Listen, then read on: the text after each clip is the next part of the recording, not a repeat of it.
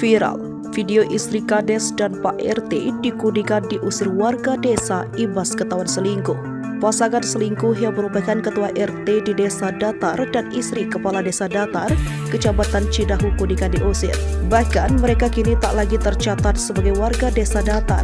Suryana mengatakan informasinya istri kepala desa kini berada di Jakarta, sedangkan ketua RT ditahan di Polsek Cidahu. Hebohnya informasi dugaan skandal yang melibatkan ketua RT dengan istri kepala desa itu mendapatkan tanggapan dari Camat Cidahu Agus Suryo. Agus menjelaskan, peristiwa yang sebenarnya bukanlah penggerebekan seperti dalam video yang beredar, melainkan pengusiran terhadap pasangan itu dari rumah yang biasa mereka tempati.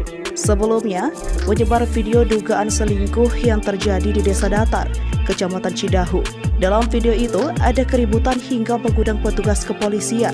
Dalam video berdurasi 29 detik itu, tampak petugas kepolisian kewalahan saat melakukan pengamanan terhadap pria sesekali dihujani bol mentah hingga ada seorang yang melancarkan aksi tendangan.